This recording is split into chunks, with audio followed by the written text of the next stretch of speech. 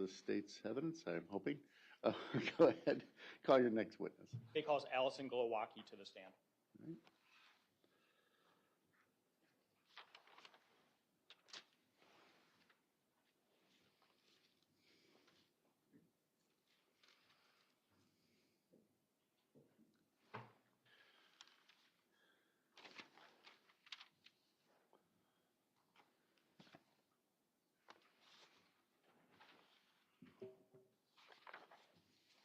You know, let's swear in right over here. Dr. Glowacki. Raise your right hand. You do solemnly swear the testimony you give in this matter shall be the truth, the whole truth, and nothing but the truth. Yes.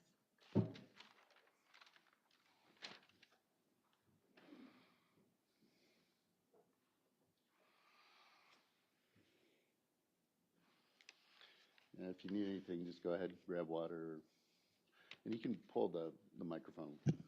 There you go. Thank you. Good morning.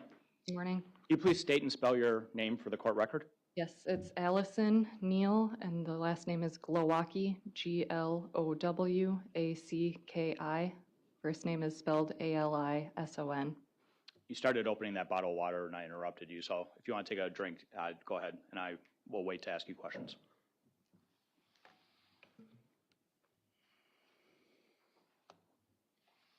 How are you employed? I am employed at Amplify by Gunderson, we go by now, and I'm a pediatric hospitalist there.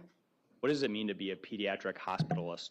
It means that I take care of kids who are in the hospital, so kids who are sick in the hospital, and then we also take care of healthy newborns in the hospital. Kids and healthy newborns? Mm-hmm. You're a doctor. I am.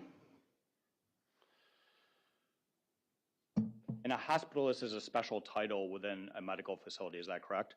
Yeah, that's correct. So it used to be that clinic doctors would take care of people in the hospital also, and then that's become more compartmentalized, and so you'll have now doctors who work primarily in the clinic and doctors who work only in the hospital. So I'm a doctor who works only in the hospital.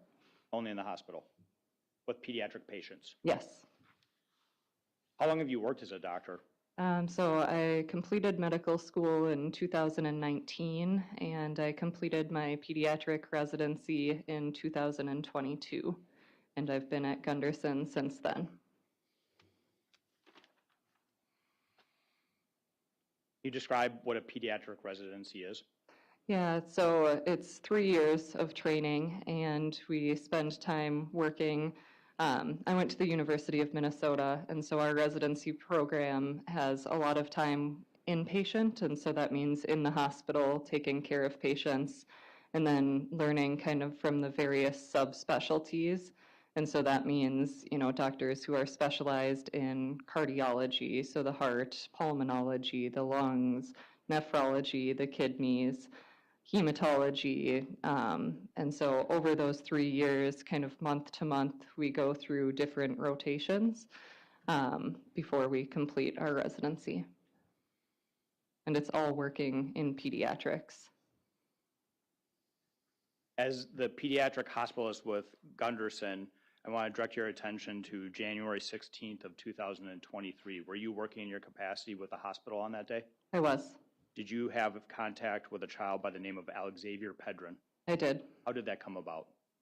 So I got a call. I actually got a page. We still use pagers, and so I got a page from a provider at Mayo, and they wanted to admit a patient to us. That patient was Alex Pedrin, and so I called that provider, and they shared with me the story about what had been going on and that he had this broken femur and he needed orthopedic surgery. And so they asked me to admit him to our hospital. So you had contact with someone from Mayo and they provided you the injury that Alex had, correct? Yes, it was a nurse practitioner at Mayo that I spoke with. Did they also provide you with the medical history that they gathered at Mayo? They did.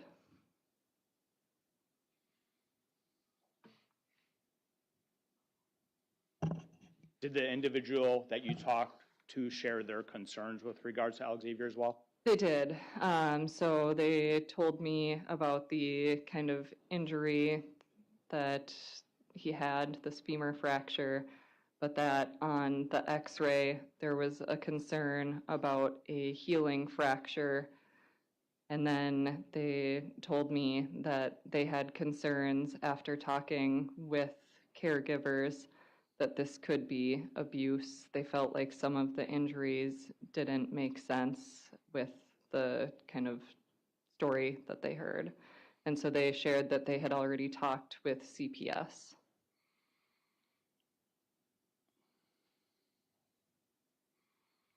Can you tell us about your first interaction with Alex Xavier after having all of that information?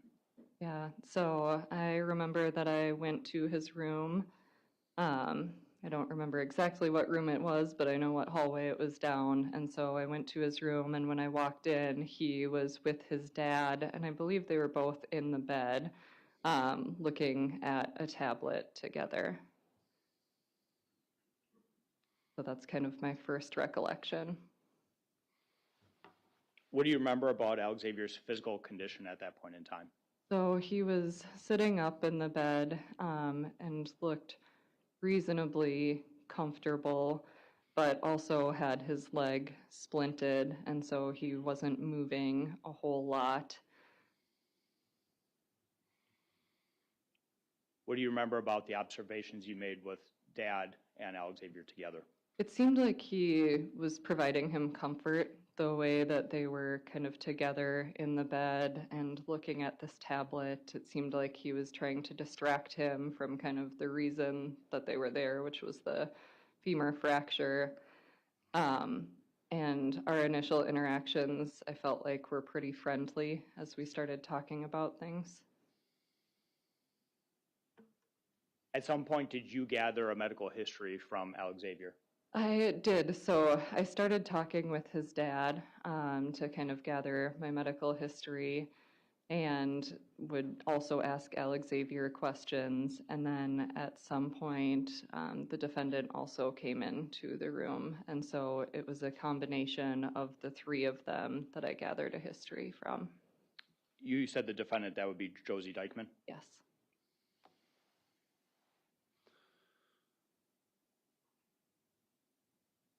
The defendant was present in the room while you were gathering a medical history from Alex Xavier? She did come partway through. So I had introduced myself to them, and then at some point she entered the room. Did the defendant enter the room before you got to the history of the fracture from Alex Xavier, how it was suffered? She did. Okay. When you were gathering a medical history from Alex Xavier, were you posing the questions to him, the caretakers, or both? Both. Okay. Tell me about the medical history that you gathered. So I would say that what I was told is that he had suffered this injury at some point. I have to think of the calendar days because I was working a night. It gets confusing when you work nights because you're kind of working 2 days. So I think it would have been the 15th when the injury happened, is what I was told. Doctor, I apologize. Is there something that would help you review and making sure that the information you're providing us is accurate? If my, report is available? Yes, that would be helpful. Thank you. And I'm going to ask you another question before I give you your report. Yes.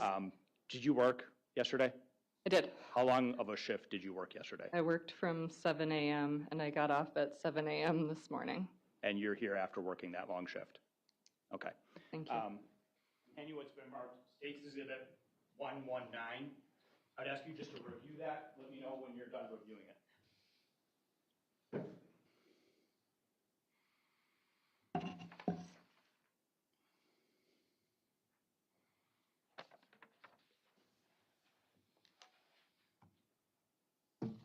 Okay. Do you recognize what States Exhibit 119 is? I do. What is it? It's my history and physical from admitting Alex Xavier to the hospital. I'd ask that States Exhibit 119 be admitted into evidence. Be received. Okay. Doctor, I think I interrupted you and you were talking about the medical history that you gathered. What was the medical history that you gathered with Alex Xavier and the defendant and Derek Pedrin present? So what I was told is that the morning of the 15th, that Alex Xavier was at home with his siblings and Josie, and that at some point while he was wearing only a diaper, he was pushed down the basement stairs by his 4-year-old sister. Derek was at work at the time, and Josie didn't see the accident happen, but heard him crying afterwards and found him at the bottom of the stairs. From there, oh, go ahead. Oh, I apologize. Go ahead. I was just going to say, and then I was told that he immediately cried, kind of throughout that day, was okay, was able to bear weight on his leg, went to a birthday party, and it wasn't until the following day, so the 16th, that they sought care. I want to talk to you briefly about that medical history. So you are seeing Alex Xavier on January 16th, 2023. You're shaking your head, yes? Yes. Okay. And that was a Monday, if you recall? Yes. So the information that you were given is that this fall happened one day earlier on the 15th.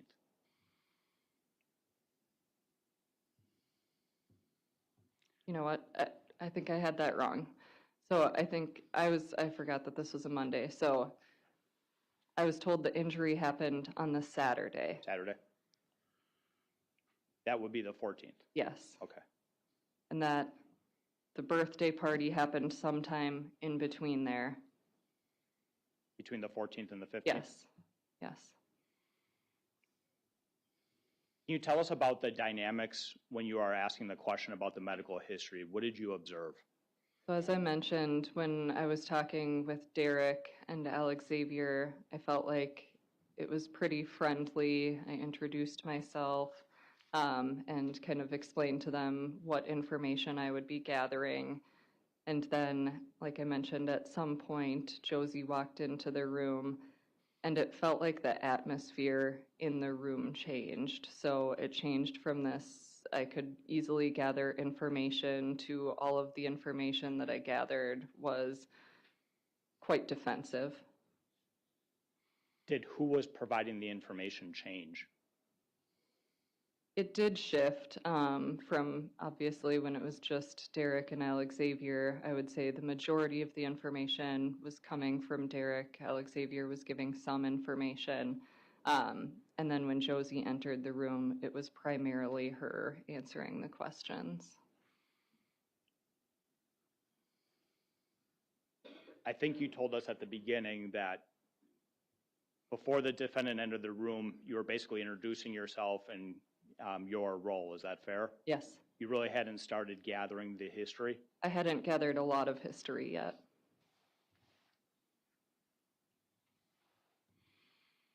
When you were gathering the history, did you notice anything with regards to what Alex Xavier would do before he would answer any questions?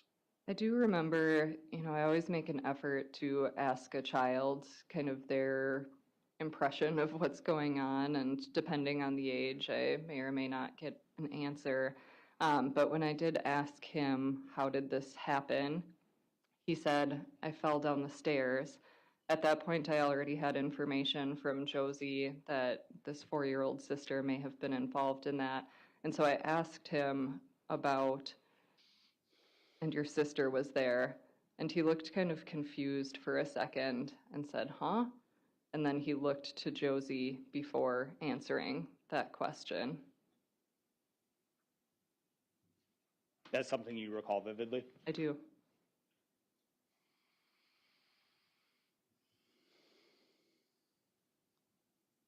Is there anything else about the dynamics of the medical history that you gathered that you think is important for us to know?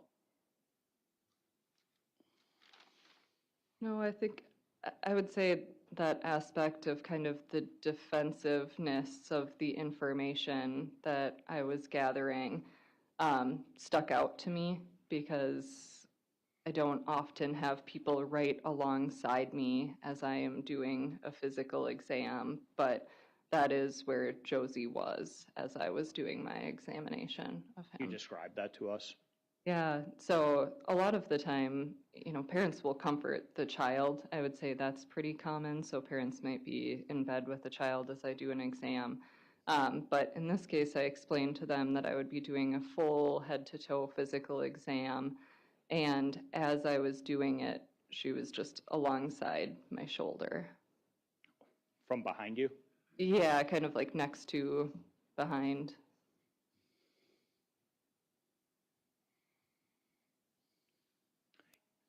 You talked about doing a full body examination of Alex Xavier. Why is that important in this context? Because there was a concern about abuse, there are other kind of telltale signs of abuse that we might be looking for, and it's really important to document any injuries that we see. Such as bruising? Yes, Did you document bruising on Alex Xavier's body? I did. Did you take photographs of those I bruises? did.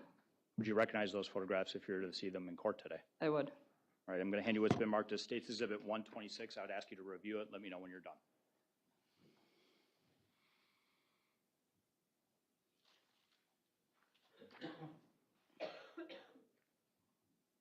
Okay, Do you recognize what's depicted in State's Exhibit 126? I do. What do you see? So the first photo is a photo of Alex Xavier's head, and it shows a combination of bruising on his forehead, primarily on the right side, and then some scabbing on the face as well. I'm just have you pause for 1 second. I would move 126 into evidence. No objection. And I would ask permission to publish as the doctor talks about the injuries. Without objection. Okay. Publish, received and published. You, doctor. Actually, you know what, you keep that one. I have a copy of the exhibit that we can go through at the same time. Okay. Switch it.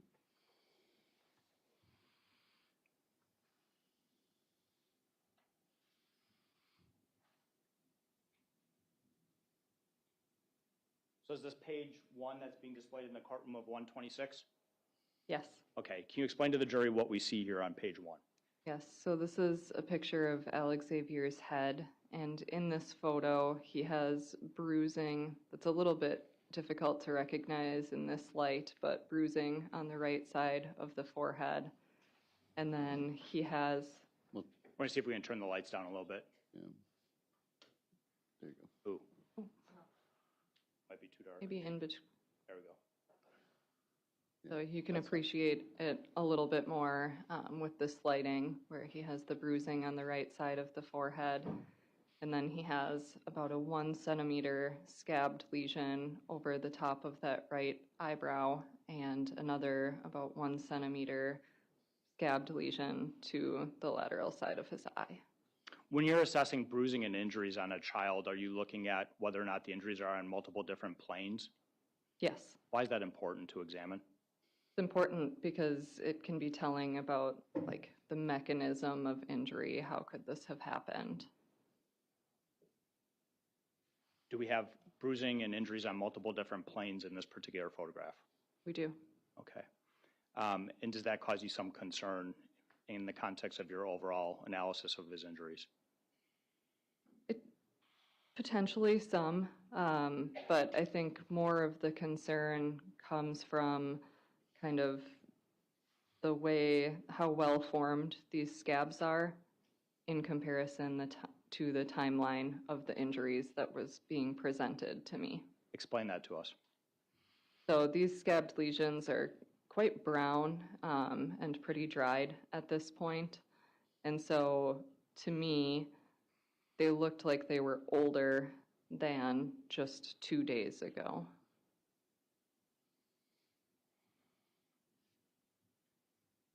When an injury is new, a scab forms and it has more of a red appearance.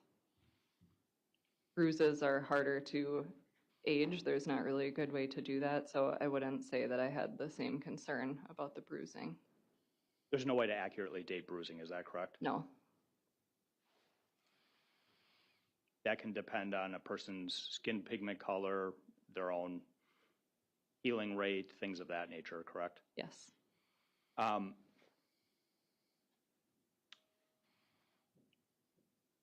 The history that you were given was a fall downstairs. Yes, Have you heard of a fall downstairs being referred to as a series of short falls? I have. And can you explain to the jury what that means?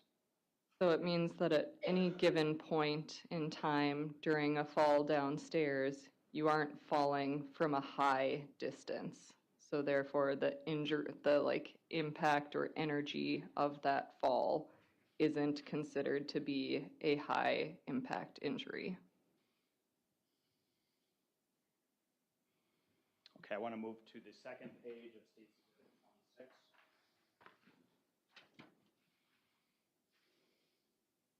What do we see on page 2? So this is continued photographs of his injuries. In this photo, you can see that same injury to the outside of the right eye. And then it's also depicting a slightly larger injury on the right shoulder. And this is also a scabbed lesion that, as you can see, is kind of almost peeling off with healed skin underneath it at this point.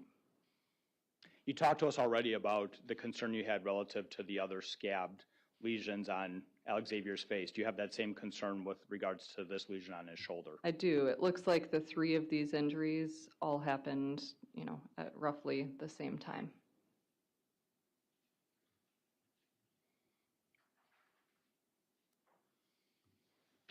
Page 3 of 126, what do we see here? So this is a photo of Alex Xavier's flank, so kind of the right side of his abdomen toward his back.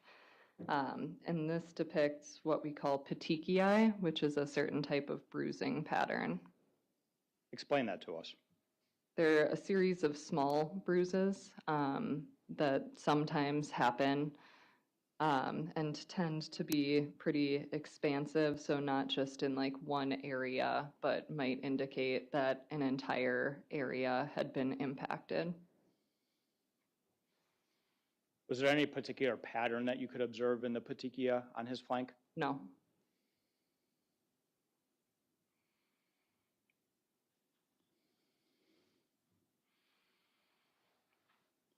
Page 4, this image is difficult to see, but what injury were you documenting in So page 4? This is a continuation of the petechiae, so this is kind of beneath the diaper that he was wearing. This is showing the right thigh and kind of the buttock region, and there are more petechiae extending down in that direction. And this is on the right side of Alex Xavier's body? Yes.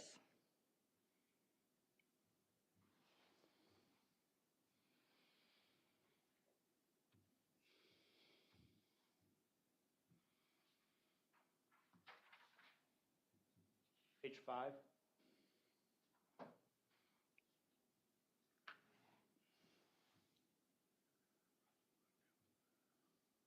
So in this photo, this was a skin lesion on Alex Xavier's back, kind of over the hip bone on the right side.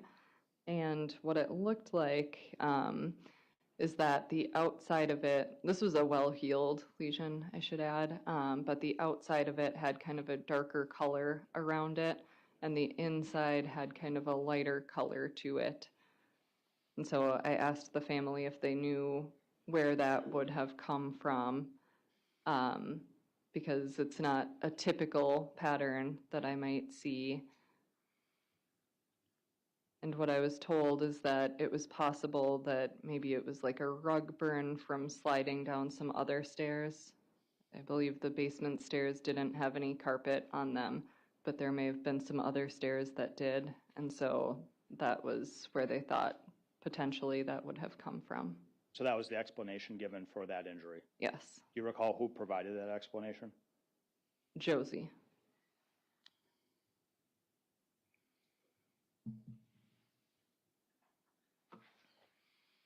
I believe this is the last. I'm going to turn it sideways. That might help a little bit. What do we see on this image? So this is bruising on Alex Xavier's left arm. And you can see that towards the wrist, kind of on the outside of the wrist, there are 2 bruises in a row next to each other. in the middle of his forearm. There looks like there are 3 kind of small bruises next to each other in a line going across. And then there's maybe a little bit larger bruising towards the elbow. You described a line going across relative to the bruises. Mm-hmm. Can you elaborate on that for the jury? What pattern are you seeing? As a pediatrician, we would call that a patterned bruise. And so I think that, you know, we can't say what caused the pattern, but it looks like there was something that together caused that injury. So it doesn't look like it's separate injuries. It looks like it's one thing that caused those injuries. Now, stairs can be in a linear fashion. Is that fair? Yeah, it is. Would you expect this pattern from a linear blow on stairs potentially? I wouldn't, because of that gap that you can see in between. The most common reason that we might see an injury like that is fingerprint impressions. So if this were a linear blow to a stair, we would expect that line to continue all the way through. Exactly.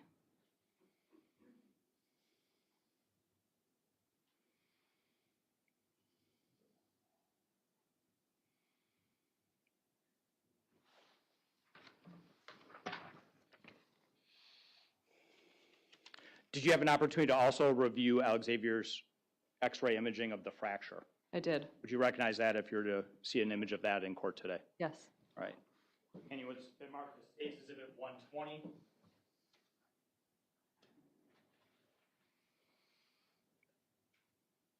What is depicted in State's Exhibit 120?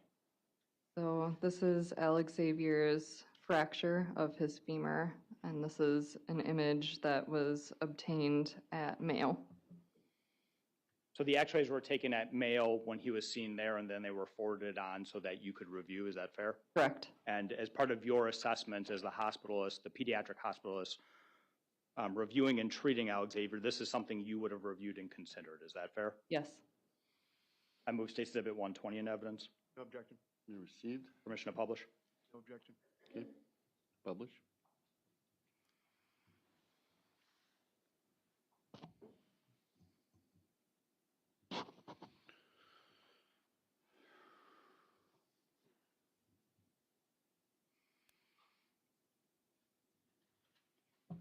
Can you explain to the jury what we're seeing on this x-ray image that's being depicted in open court? So kind of from the top to the bottom, the top bone is his femur, and that's the bone that is broken. And then below that is kind of the knee joint around the middle of that picture. You can see the kneecap towards the right side of the picture, and then the lower leg bones on the bottom half of the picture. His fracture is what is referred to as a displaced fracture, is that correct? It is. What does that mean, and can you explain it to the jury? Yeah, so it means that the pieces of bone are no longer aligned. And that's what we can see. The break is, the bone is actually moved or pivoted away from the straightness of the femur bone? Yes. Okay. When you saw Alex Xavier, can you describe what, if any, pain you observed him to be in? Yeah, so when he was sitting still, kind of like I mentioned initially, he seemed to be reasonably comfortable. He wasn't moving the leg a lot. The leg was splinted. But when I did my examination, I would say that it was obvious he was in pain, particularly when the nurse and I rolled him to take those photos of kind of his back and side area. Was Alex Xavier given medication to alleviate the pain that he was feeling? I don't know if he was given medication at Mayo. At our facility, he wasn't given medication until quite a bit later that evening. Can you explain why that was, if you know? I don't know. Okay. It was offered. It was part of my orders. It was offered. Mm-hmm. Was one of the medications that was eventually administered to Alex Xavier morphine? He eventually got oxycodone. Oxycodone. Yes. That was sometime, I think it was at 12:47 overnight. when he got that medication. So you documented a medical history for Alex Xavier. Did you have concerns when you documented that medical history from the caretakers in Alex Xavier regarding non-accidental trauma? I did. You performed a physical assessment of Alex Xavier from head to toe and documenting the injuries that we went over in court today. Is that correct? Yes. Did you have even more concerns for non-accidental trauma when you performed that physical examination of Alex Xavier? I did.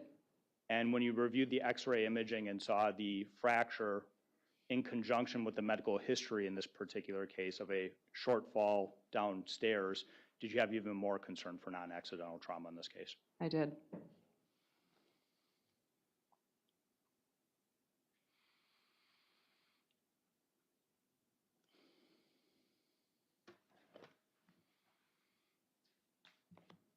Thank you, doctor. I have no further questions. Cross? Thank you.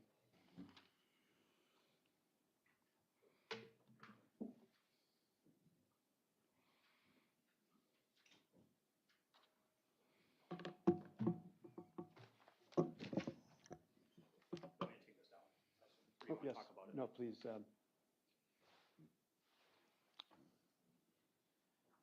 Good morning. Morning. Doctor, as a pediatric hospitalist, you're a generalist, is that fair to say? Yes. And, you know, your job is to provide inpatient care to children, right? Yes. And as a hospitalist, as a generalist, you treat a wide range of cases that come in during your shift or call. Yes. And when there's a concern about possible abuse, your role is to identify medical issues and report concerns. Yes.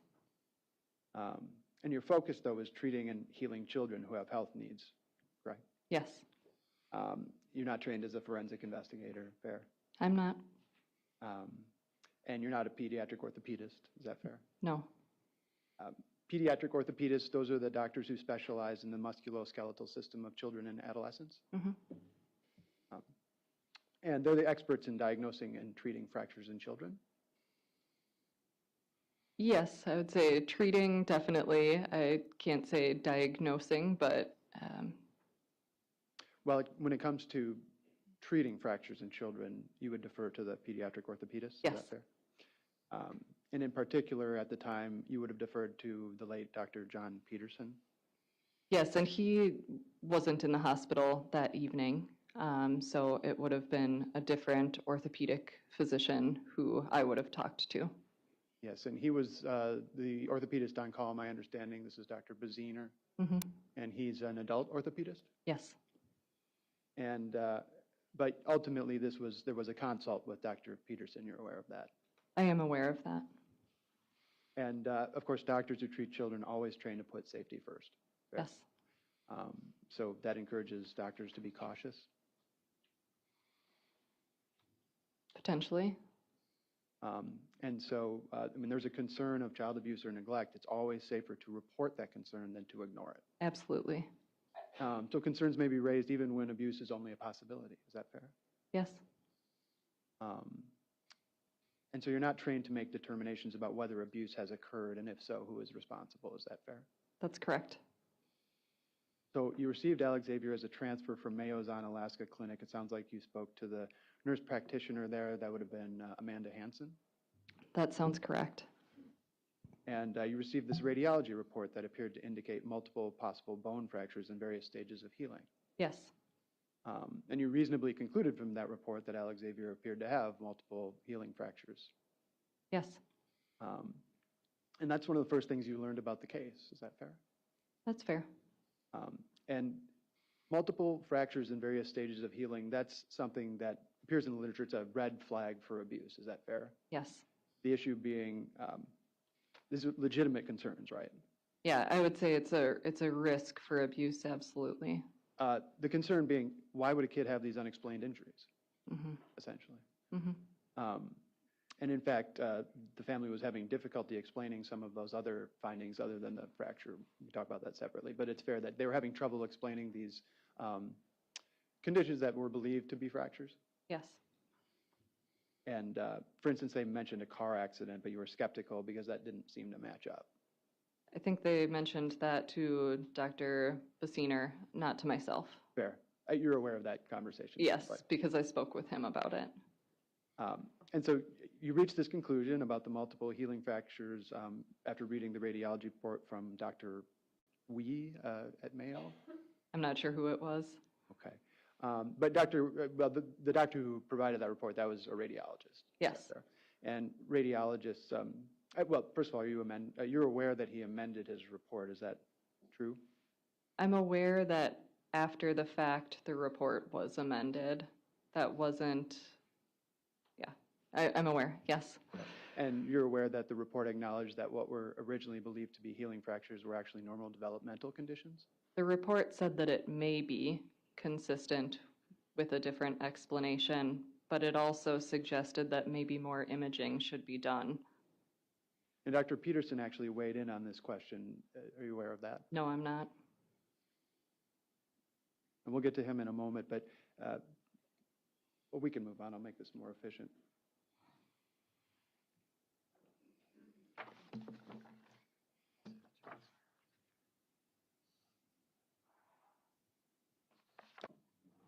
Doctor, if I showed you a packet of medical records pertaining to the hospital visit in its entirety, I'm not asking you to reread the whole thing, but if I point you to the specific part of the record, would that help you refresh your recollection of the consultation with Dr. Peterson? Yes, what I would say, I guess I never spoke with Dr. Peterson about this because the way that pediatric hospitalist work is, it's shift work. And so I worked the evening shift. I left that morning at 7 a.m. just like I did today. Dr. Peterson came on that day, and so I never spoke with him about this case. Sure, and so... So I don't know what his opinion was. Sure, but in the course of your professional practice, you rely on entries into the charts to determine what happened before or after you Sure. came on. Is that fair? Sure. And these are reliable notations that you wouldn't question the veracity of, correct? Mm-hmm.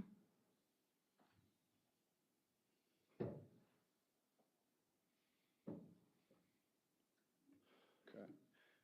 I'm going to hand you this packet. It's labeled Exhibit 266. I'll give you the page site. Okay. If you look at the top of that document, you'll see some numbers that are essentially just a way to number the pages. And if you pull up page 374. Are you using the top numbers? Yes. Okay. It's Med Rec 374 for the record.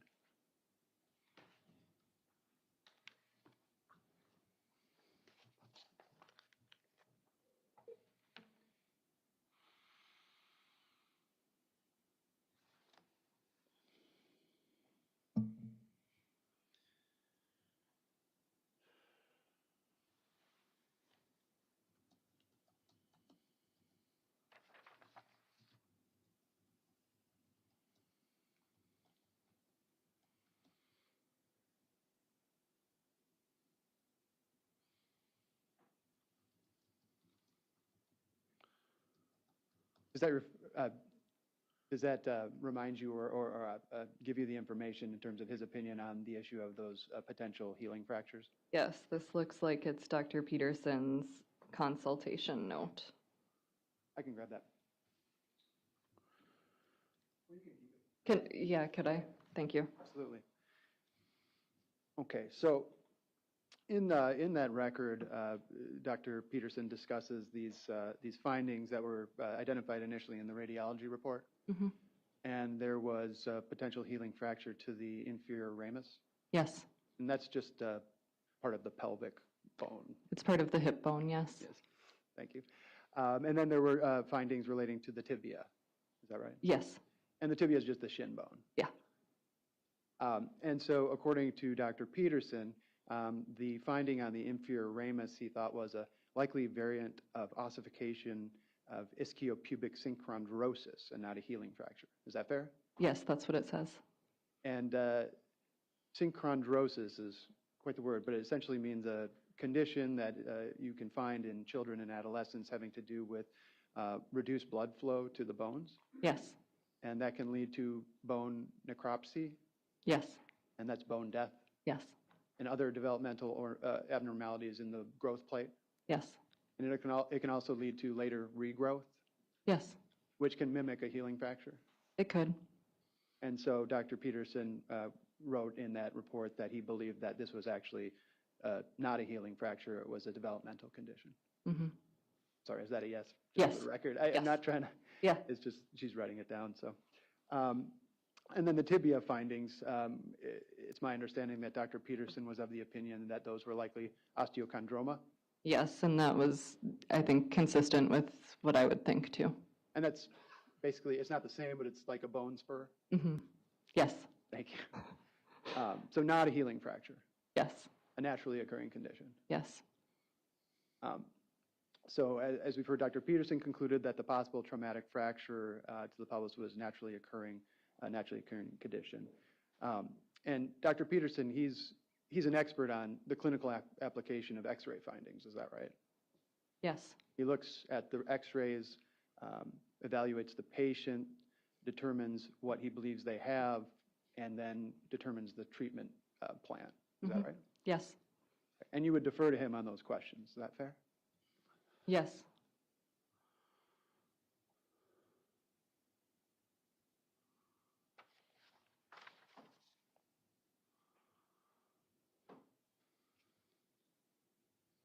So according to Dr. Peterson, the only confirmed fracture was the femur fracture. yes,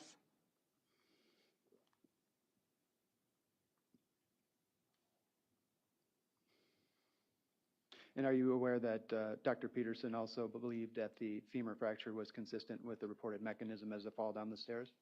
no, I'm not aware of that.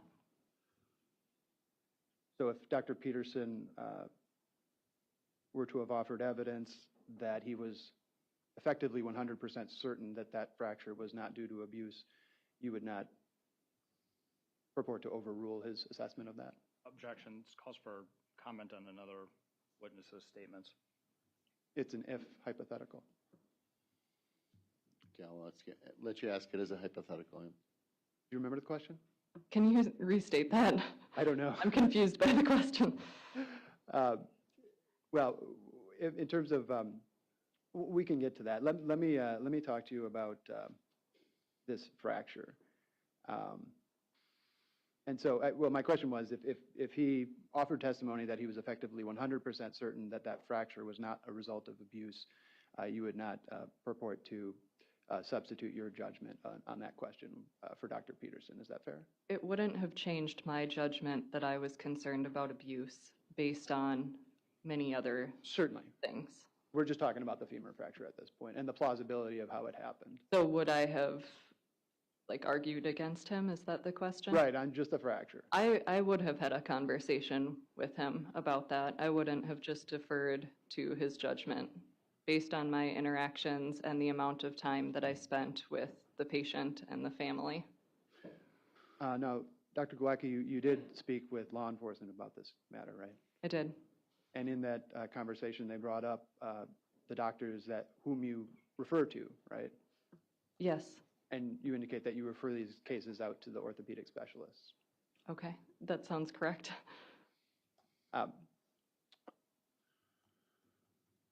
So let's talk about the actual break. You were asked some questions about whether a fall downstairs creates a high impact injury. Is Yes. that right? I'm going to need 204.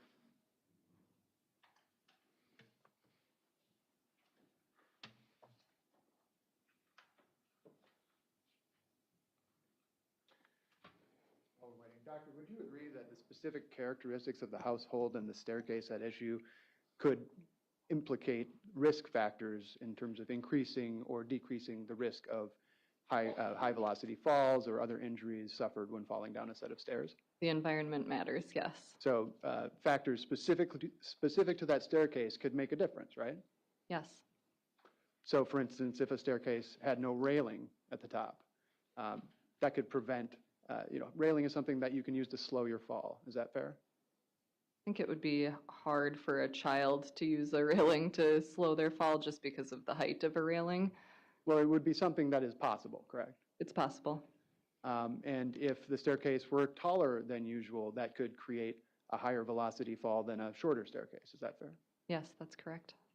And if there were no walls alongside the latter portion of the staircase, that is to say the walls opened up into the bottom of the basement here, that could impact whether or not these injuries would be more at risk of occurring in this instance. Is that right? It would depend on the situation in that case, but yes. Well, you wouldn't be able to use friction to sort of slow yourself down because there's no walls. You would have really no ability to slow your fall. That's true. And if there were metal supports at the bottom of the staircase, that could create an additional risk of injuries across multiple planes. Yes. And if the landing were hard concrete, that could affect the force with which you impact that surface. Is that fair? Or that kind of last series of the fall, yes. And if a staircase was comprised of smooth treads that didn't have carpeting, that could increase the risk of slipping, right? Yes. And, yeah, but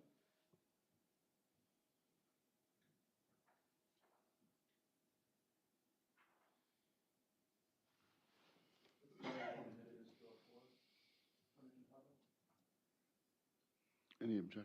Oh, this has already been, yeah, go ahead, you can publish that.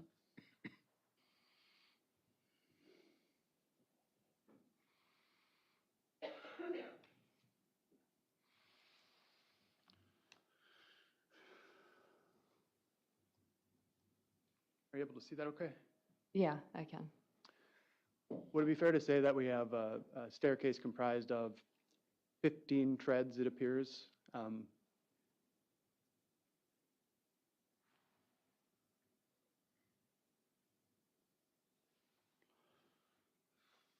can only count 11 or so from the photo.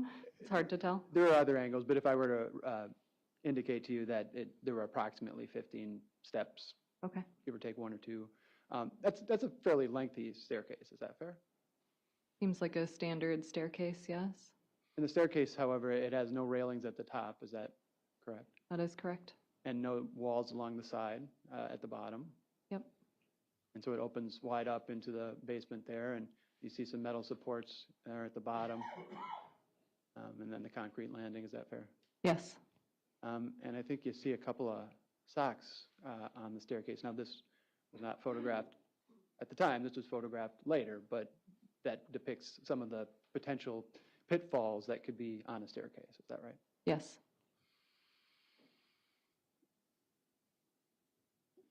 Would you agree that the staircase did not appear to be particularly safe? It's not a staircase I would have in my home. Doesn't seem up to code, does it?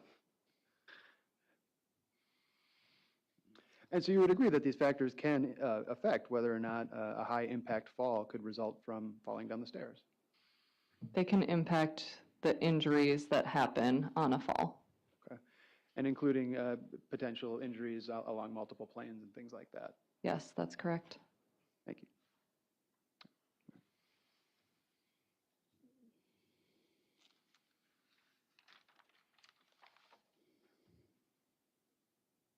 So there was some discussion about the nature of Alex Xavier's femur fracture. You recall that, the fact that it's obviously a complete fracture and looked like a real painful injury. Yes. Is that fair? Would you agree that in children, sometimes fractures can begin as non-displaced or incomplete fractures? Is that fair? That's possible, yes. Okay. And in that circumstance, you know, it's a fracture that has not completely gone through the bone. Is that okay way to explain that? Yes. And those are painful, but they're not as painful as what you saw on that X-ray. They're not as unstable as what I saw on the X-ray. I can't say that they're not as painful. But they can bear some weight, at least initially, potentially. Potentially. And it could later become a complete fracture, and that would result in the injury that you then saw when you saw Alex at the hospital. Is that fair? Possible. So originally non-displaced, incomplete, and then when you saw it, it would have later been, later would have completed and formed that injury that you saw. Is that a fair assessment? I would say it's Less likely than it is likely, but it's possible. And that could explain why a child might be able to limp around for a little while and not necessarily realize, well, strike that.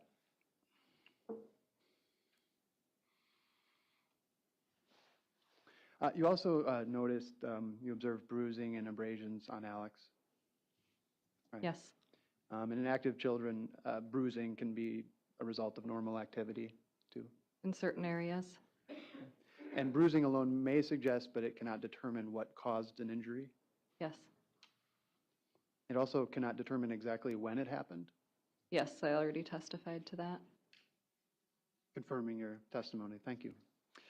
You did notice petechiae on the buttocks, I did, and those are very tiny bruises, less than 2 millimeters in size. yes, And they can occur from direct external trauma to the skin or internal trauma to the blood vessels. Is that fair? that's correct.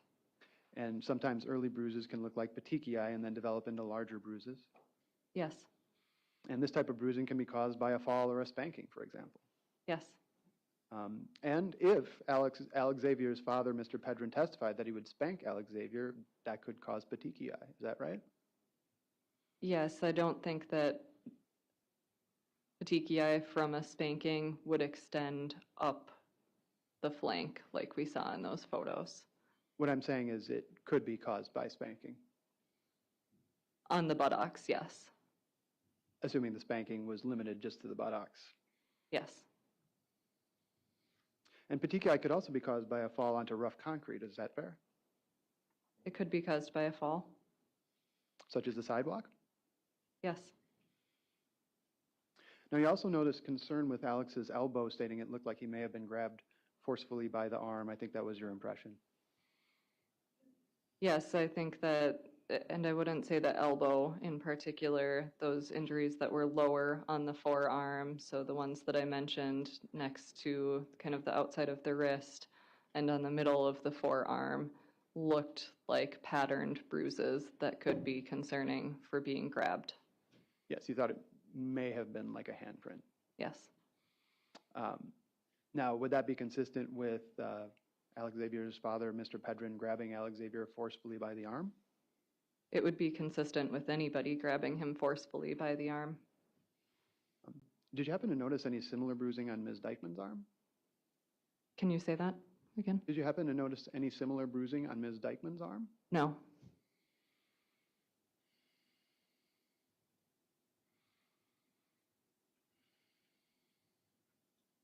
Now, Alex Xavier was evaluated for dehydration and potential dehydration and malnourishment. Is that fair? Yes, that's correct. And dehydration can sometimes be a concern in children, right?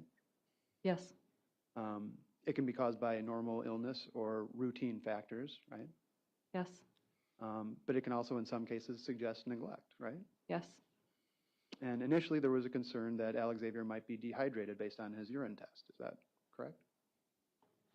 Can I look at the urine test? Yes, Okay. if you need to. It's 376 of that packet. Okay.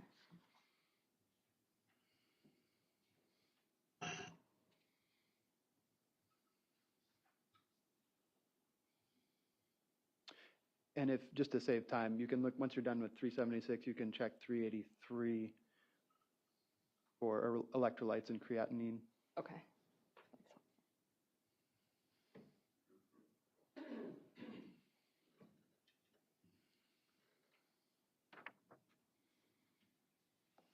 I would say that the urine test wasn't overly concerning for dehydration. Sure, he had The only it was number slightly that, over-concentrated. yes, exactly. The concentration was a little bit high, but other things that we look for dehydration, for instance, ketones were not present. Right.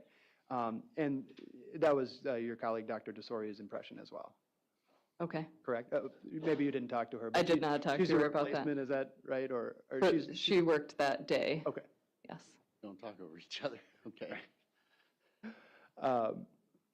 And so I'm sorry if I missed your answer, but you would agree that the test showed that Alex Xavier was not chronically dehydrated? Yes. And you also, there was, so the initial concern of, it was a minor concern. It turned out not to be founded, correct, about the dehydration. Yes. And you also ruled out malnourishment as a significant concern. Fair? Yes, when I saw him that evening, I always have kind of a review of the growth chart, and so I looked at his growth chart and didn't have any concerns. Yeah, his growth curves were normal, right? Yes. So his overall physical development was generally normal.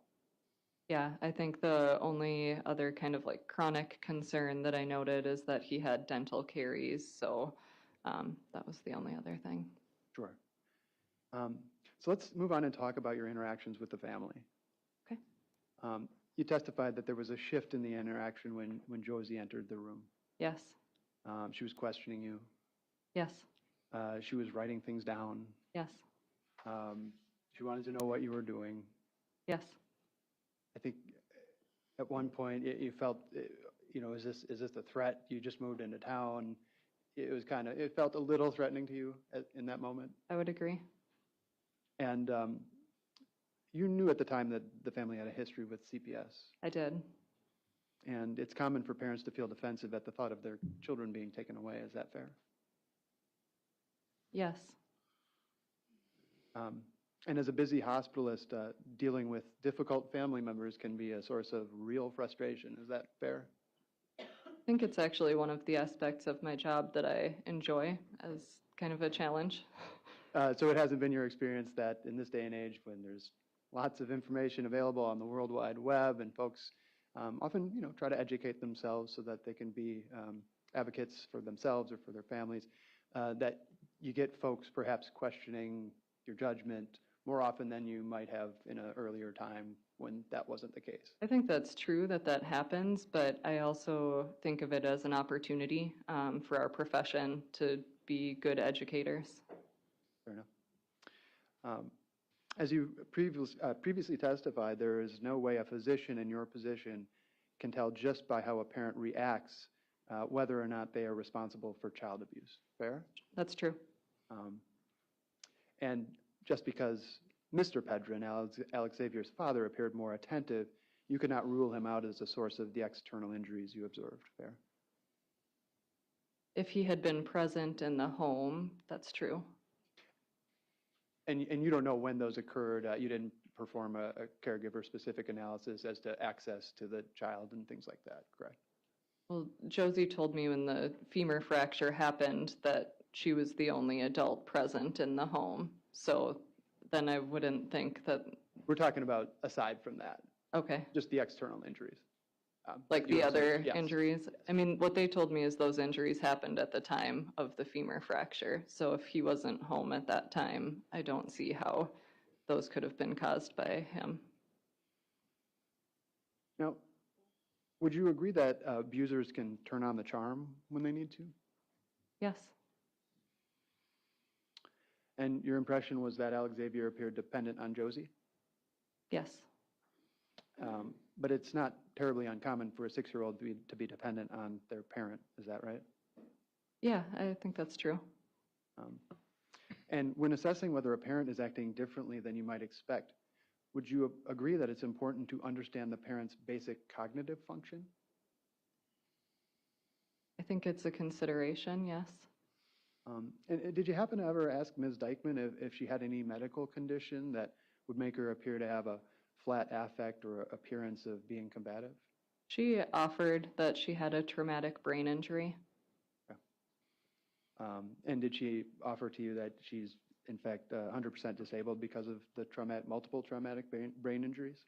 I don't remember if she used that language.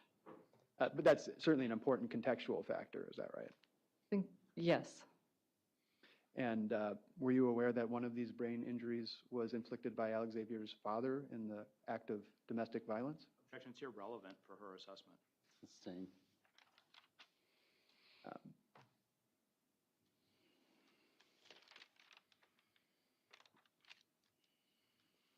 Were you aware that there was ongoing domestic abuse in the household by Mr. Pedrin against Ms. Dikeman at the time of this visit? It's irrelevant for her assessment.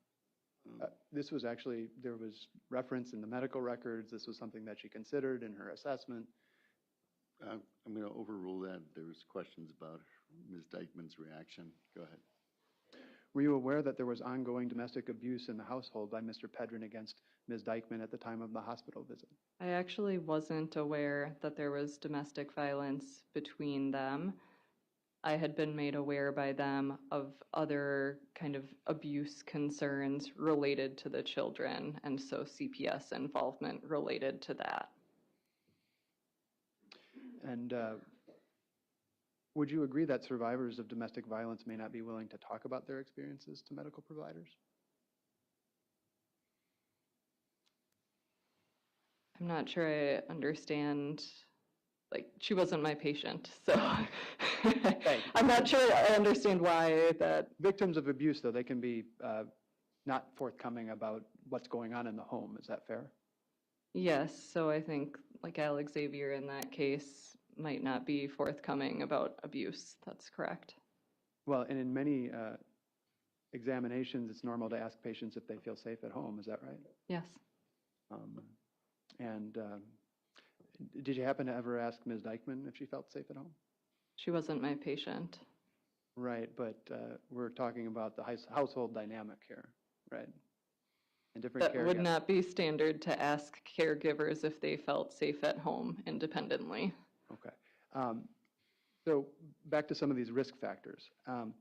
If Mr. Pedrin had testified that he had strangled Josie repeatedly throughout the course of their relationship, would this have been important information for you to know? Objection's irrelevant.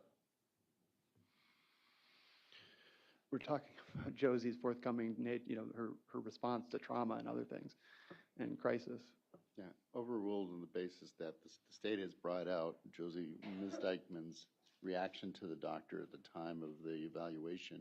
There should be a question of whether the doctor understood what the basis of the reaction. Go ahead. Thank you. Doctor, if Mr. Pedrin testified that he had strangled Josie repeatedly throughout the course of their relationship, would this have been important information to consider? I don't think so.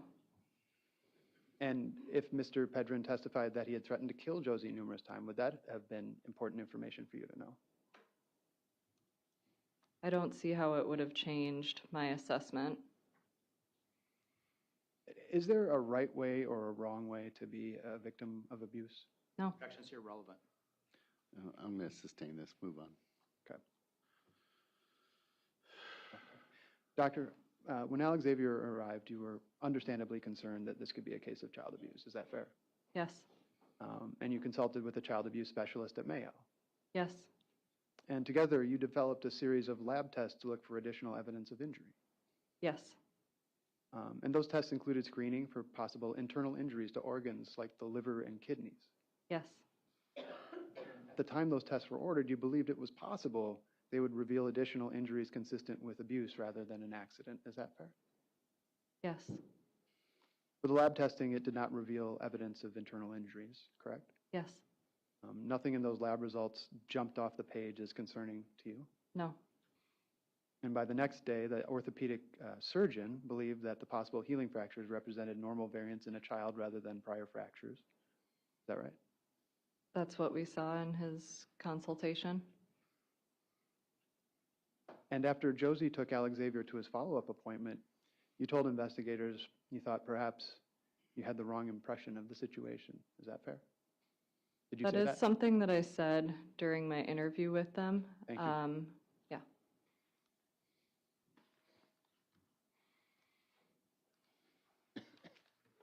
Right, redirect. That was only a portion of what you said during the interview, correct?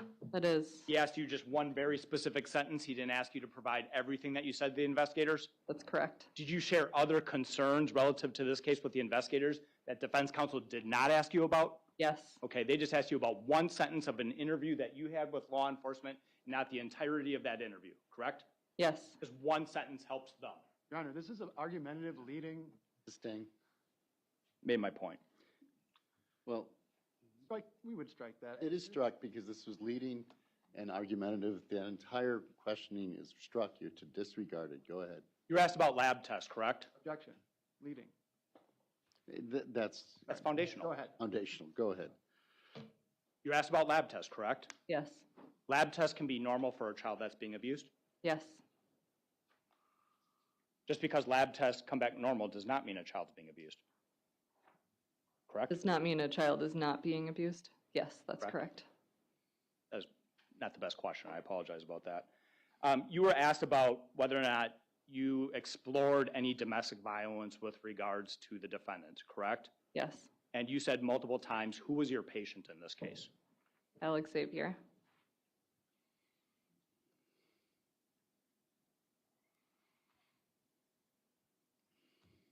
Did the defendant appear to have any problems sharing information with you when you were getting the family history?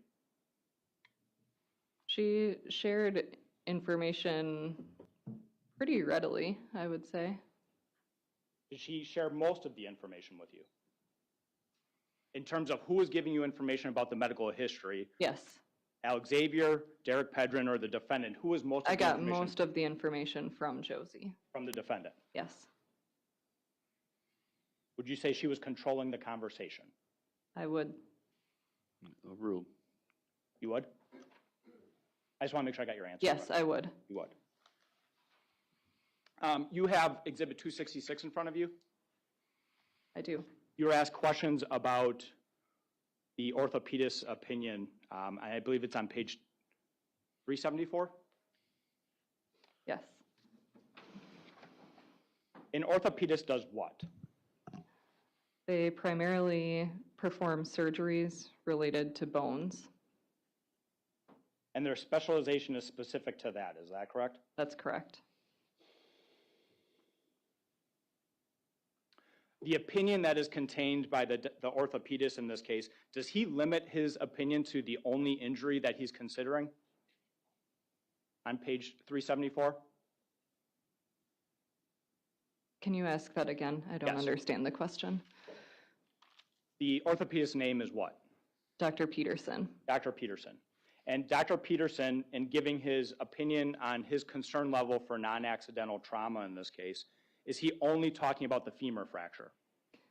He actually really doesn't have an assessment in here related to whether this was non-accidental trauma that I see. Maybe I missed part of. Dr. Peterson would not be considering the bruising, correct? Objection leading. Given what, for expediency, go ahead. He would not be considering the bruising, correct?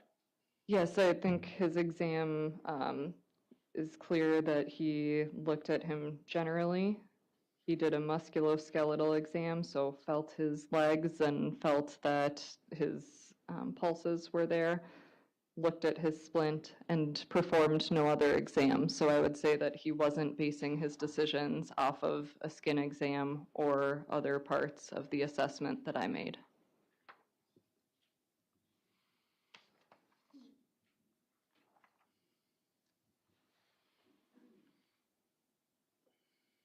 I might have you review page, it's 375 is the top number. Do you see the note from Dr. Peterson there? Yes, I do now. Okay, Dr. Peterson in that note is only referencing the fracture, correct? That's correct. And this would be the femur fracture. Yes. He is not considering the bruising injuries to the child when he's making an assessment about non-accidental trauma, correct? Yes, He's also not considering the medical history that you had. exactly. Those are two additional pieces of information you had and you considered that Dr. Peterson did not. Yes.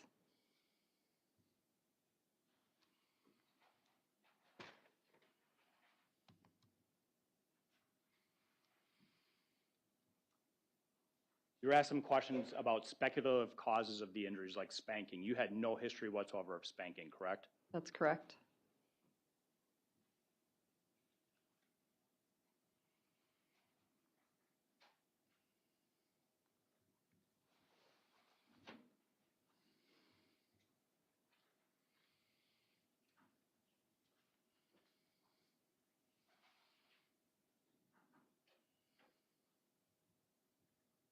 Are you aware that Dr. Peterson offered an opinion about child neglect in this case? No. Objection, no, this is outside the scope. They asked about Dr. Peterson and his opinions of this witness. Overruled.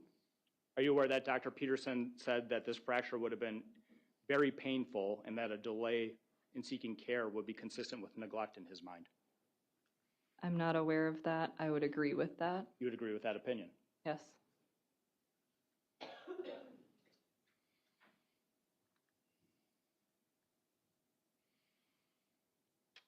And the delay in seeking care also raises concern when you talk about kind of Not risks. responsive, I object. Sustained.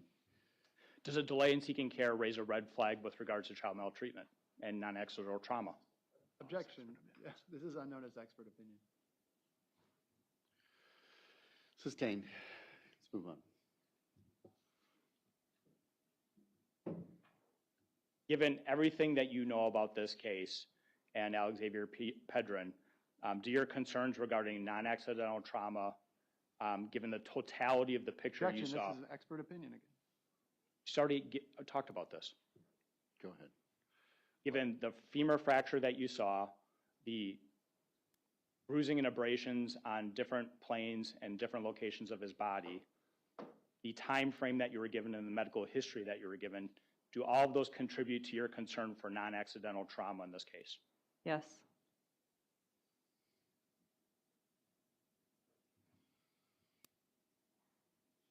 Last question, doctor. You talked about the fall down the stairs being a low force short falls. Is that correct? Yes. If a child is forcefully shoved by an adult downstairs, that creates a lot more force, doesn't it? Objection. Overruled. That creates a lot more force, doesn't it? Yes, being forcefully shoved creates more force. That changes the dynamics of the fall, Yes. and it increases the momentum involved in the fall. Yes. Thank you, doctor. Okay, redirect or recross me. Briefly. Doctor, you're aware that Dr. Baziner concluded that this could have been caused by a fall down the stairs? I'm not aware of him saying that. When I spoke with him that evening, he said that there were a lot of red flags in the room, and he shared my concern. He indicated this would be hard to do, that fracture would be hard to do in an abuse case. You are aware of that? I'm not aware of that. Are you aware that Dr. Baziner indicated that it could be, or I'm sorry, Dr. Peterson, forgive me, concluded that it could be evidence of neglect if not treated? Well, I think the language that was used was a delay in care would be concerning for Sure. neglect. And our questions about the nature of the fracture initially being non-displaced and lined up initially, that those questions go to whether or not the injury initially would have been as aggravated as the injury that you saw. And you would agree with our conversation on that, correct? Again, I think that weight bearing maybe could be possible, but the pain I would expect to be quite significant. Sure. Now, you indicated that you were not aware, nobody had indicated spanking to you. Is that fair? Yes. So CPS didn't tell you that Mr. Pedrin admitted to them that he spanks Alex Xavier? No.